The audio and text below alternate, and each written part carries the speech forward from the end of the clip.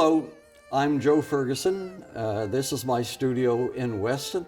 I've been doing sculpture for 60 years or so, and if you'll follow me, we'll go inside.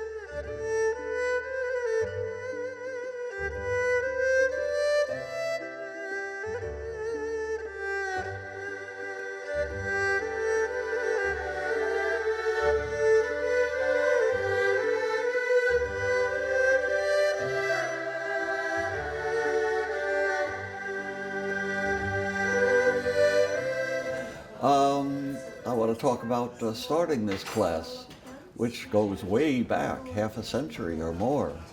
Originally, I wanted to show people the techniques of how you cut glass and how you put it together and all of that. But really, that's done in many, many, many videos, all of the techniques of assembling the glass, cutting it and all that, and they do it so much better than I would do it. So I had to figure out why I've done all this, why I go to it. And I do have a talk on, a video on creativity, and I suppose that's a central theme. Because once you've learned all the techniques of cutting glass and all that stuff, what do you do with it? Do you make butterflies for the rest of your life? Do you make funny faces or saints or whatever you want to do?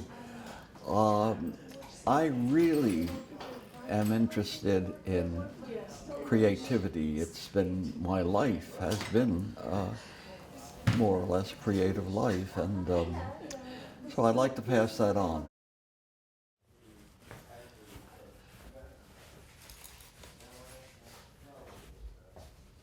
Okay, I'm John Skillman, and I'm a retired vascular surgeon from Beth Israel Hospital. So I came here and started working in glass and wire like he has. And after a while he said, you know, you might do some sculpture. So then I started working with styrofoam. And this piece is an earlier piece that I probably did about 7 or 8 years ago, maybe. And it's called Wotan, after one of the characters in Wagner's Ring Cycle. When I started this thing, I didn't know that I was making a face. I started with these 3 pieces. But it became a face and a nose and mouth and so forth, and I added that to it. And it has a green brain. You see the green brain there. And made it like a harlequin. And it's nice working with styrofoam, but it's a mess. It gets all over everything. But these pieces are all made out of, these 3 pieces were made out of styrofoam. One of the things that I've done here that I didn't do before was I've suspended the styrofoam pieces, which are glued together, hot glued, and then painted, of course, and sanded. And the wires are actually holding the blue structure up, so that it's different in terms of its construction. Okay, and this one I call Whimsy. And the balls, I had this idea And I thought from this sculpture, I would make something that is where the balls emanate from the base rather than hanging down like they do in this sculpture. And the three colors are kind of three colors that are favorites of mine. This is John Skillman's sculpture. Here he is. It's made out of styrofoam and gesso, covered with the gesso and then filed. And this has been cast in bronze. I'm very happy to have it in my yard temporarily. What's so good about this one is that somehow he's managed not to escape from trying to be too literal and make the eyes nose. And it's been very effective. In some ways it reminds me of Henry Moore's sculptures that just suggest the features.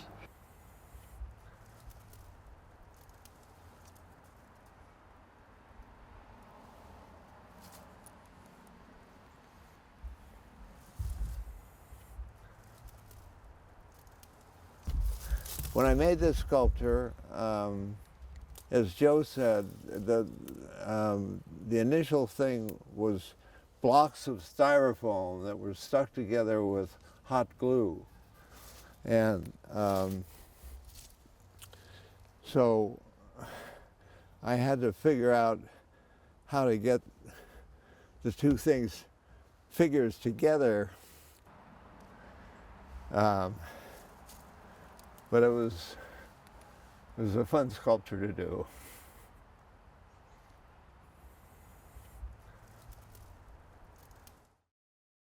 This is by Richard Gould.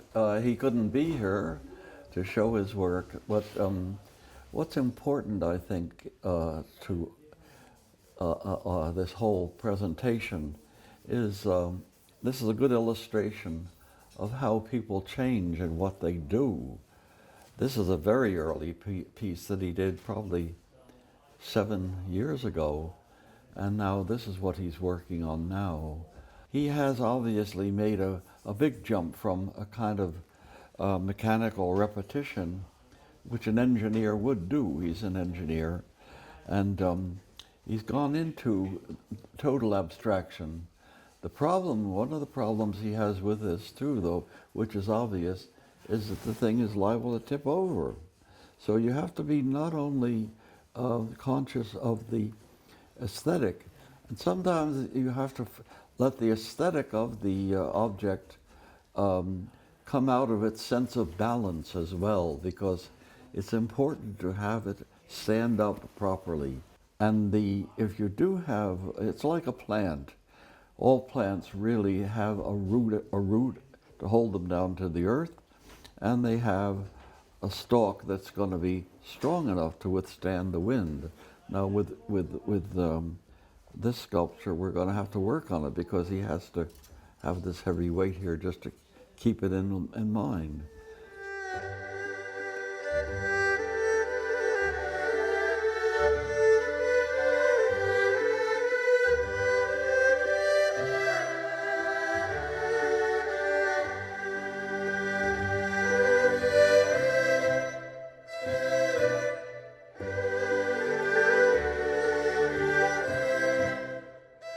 Idea too is that if they are encouraged in their creative aspect of their life, the emotional aspect of their life, it opens a whole new field of a horizon of other possibilities, and they can build on those possibilities.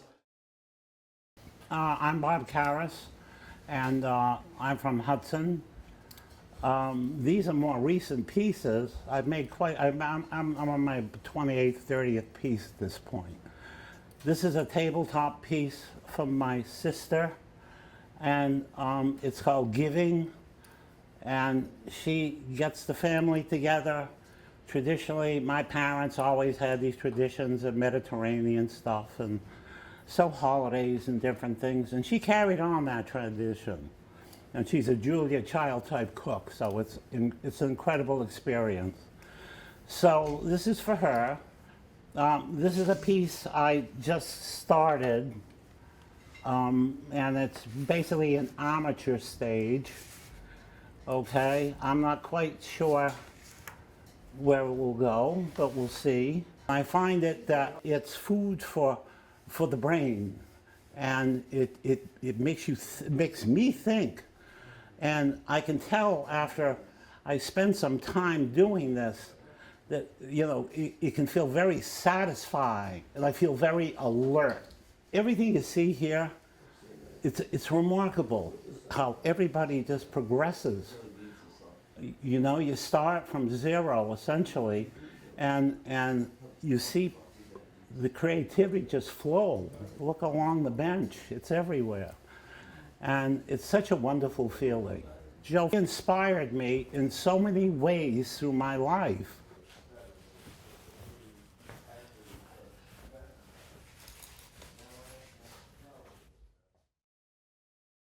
A lot of times people come to my classes and what they want to do in stained glass is a butterfly or something that they know. And that's exactly what I don't want them to do. I want them to make the jump from what they know to the possibilities of an abstraction of what they don't know and what they can discover.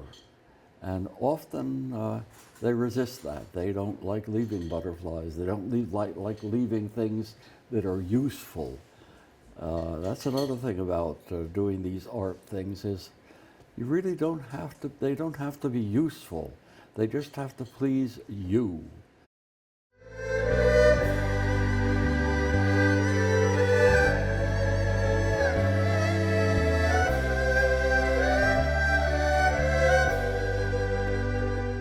I'm Cynthia Chapra. I was a mechanical engineer. My first piece was this little guy here, which is called Angry Orchard because Joe likes to drink Angry Orchard apple cider. And I wanted it to be sort of like a tree. And Joe's like, you have to be abstract, but I have a hard time being abstract as an engineer. So, but I did make some little movie bits on it and satisfied him, and he gave me eyeballs to put in it because I think he thought it would be funny. And it is sort of makes it come together. So anyway, it was fun. I learned a little bit about soldering and cutting glass.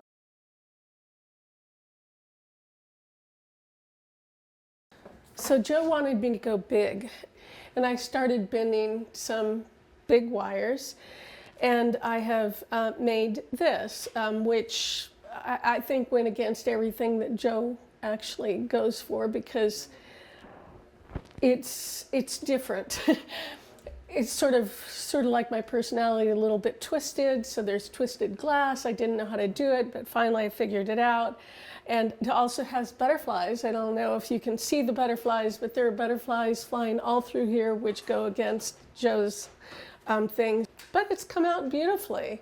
And he's been incredibly encouraging. He's become an amazing friend. And, you know, I don't know, this is such a wonderful way to express myself.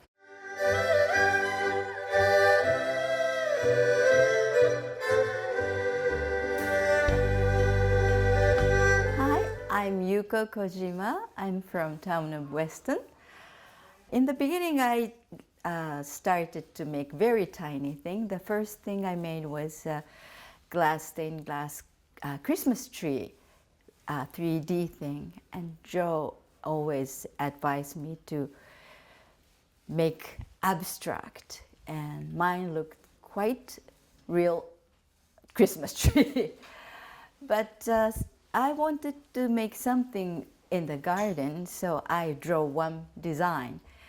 And Joe, just grabbed one wire and bent this whole big, I think first wire was this or this, and start from this. Okay, it's a big piece. And it's becoming bigger and bigger because I want to make it a little bit sturdier and a little bit complicated. And as he always says that the artwork itself is going to guide you. And I don't see any guidance. I didn't see any guidance. But whenever our art group members comes up and say, how about this line? How about this line? And giving me all the advices, it seems like it's kind of taking shape. I am imagining the Asian wind god's wind bag, so that it has a package kind of energy inside and about to come out. I hope I would like to reach some point someday to that point.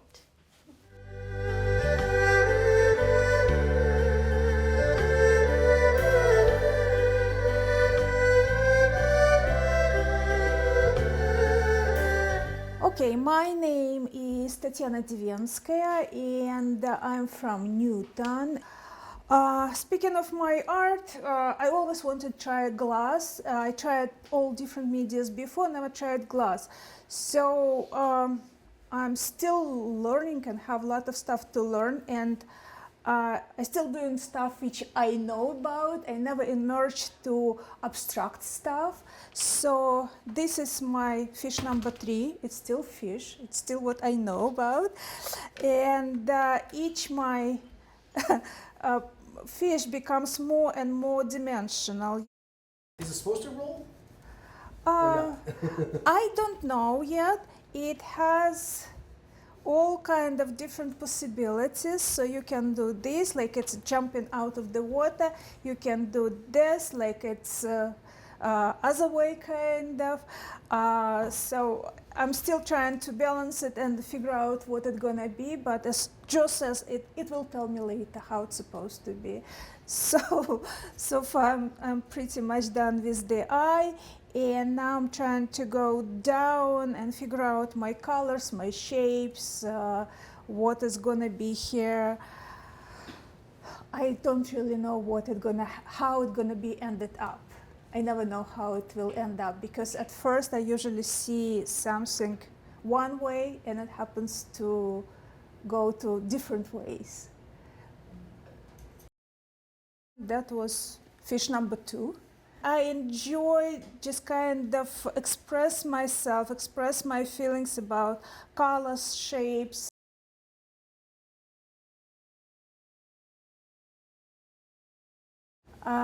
And again, that was a piece which was done by Joe's son, and that got broken, and I found a way to reuse it, and I love it. Like you see, it's dimensional, very much dimensional. So this is what I have here. And that was my previous job. It's a dragonfly. Again, not much abstract, but I love it.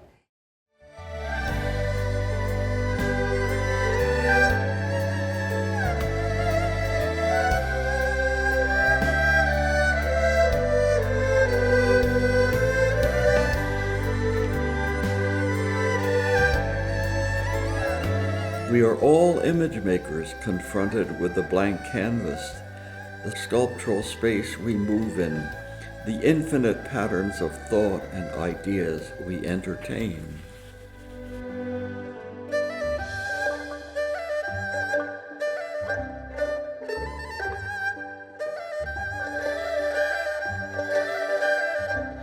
It's often said that art enriches our lives. But more than enrichment, I see art as essential to our existence and to the evolving of the human presence.